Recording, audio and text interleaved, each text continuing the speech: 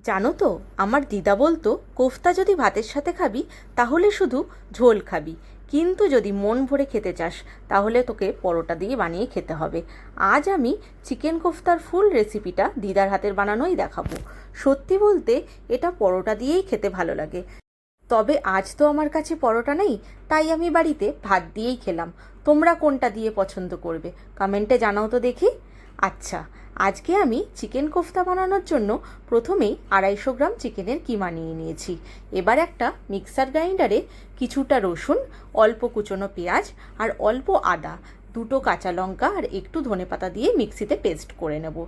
চিকেনের বলটাকে টেস্টি আর ক্রিস্পি বানানোর জন্য আমি এর মধ্যে দিয়ে দিচ্ছি 1 চামচ হলুদ গুঁড়ো, 1 চামচ লঙ্কা গুঁড়ো, পরিমাণ মতন লবণ, 1 চামচ জিরে গুঁড়ো, 1 চামচ ধনে গুঁড়ো আর একটু গরম মশলা। আর আমি এর মধ্যে দিচ্ছি একটু চালের গুঁড়ো আর একটা ডিম।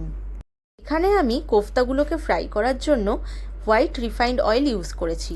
তোমরা ইচ্ছে করলে মাস্টার্ড অয়েলও ইউজ করতে পারো।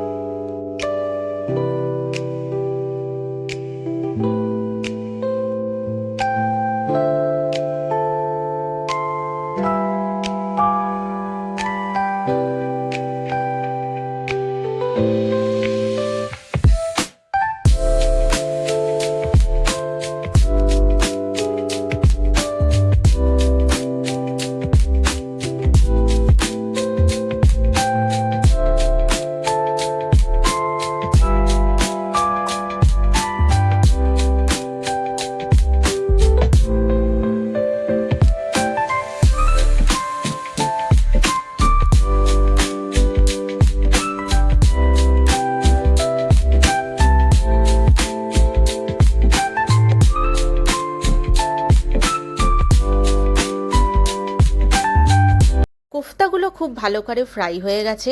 এবার আমি ওই তেলের মধ্যেই কুচনো পেঁয়াজ, আদা রসুন কাঁচা লঙ্কা বাটা, টমেটো পিউরি আর জিরে গুঁড়ো, ধনে গুঁড়ো, হলুদ গুঁড়ো, লঙ্কা গুঁড়ো, পরিমাণ মতন লবণ দিয়ে গ্রেভিটাকে তৈরি করতে শুরু করে দেবো। এবার আমি এর মধ্যে কিছুটা টক দই ফেটিয়ে দিয়ে দিলাম। মশলা থেকে তেল ছেড়ে এলে এবার আমি মিক্সি ধোয়া জলটাও দিয়ে দিচ্ছি। গ্রেভিটা তৈরি করার জন্য একটু তো জলের প্রয়োজন আছেই। গ্রেভিটা বেশ ভালোভাবে ফুটে গেলে এবার আমি এর মধ্যে চিকেনের কোফতাগুলোকে দিয়ে দিচ্ছি। আর চিকেনের কোফতাগুলো দিয়েও যদি ভালো করে ফুটে যায়, তারপর আমি ওর মধ্যে 1 চামচ গরম মশলা আর 1 চামচ ঘি দিয়ে দিয়েছি। আর শেষে কাসৌরি মেথি তো মাস্ট। আমার দিদা তো ঠিক এরকমভাবেই বানাতো, কিন্তু তোমরা কে কীভাবে বানাও জানিও তো আমাকে। চিকেন কোফতা তো রেডি, এবার চলো ভাতের থালিতে আর কি কি আছে সেটাও বলে দিই।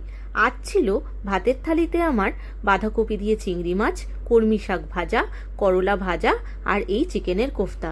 আর সাথে আছে আম। আমার এই ভিডিওটা যদি ভালো লেগে থাকে তাহলে লাইক, শেয়ার অ্যান্ড সাবস্ক্রাইব। দেখা হচ্ছে অন্য কোনো ভ্লগে। বাই।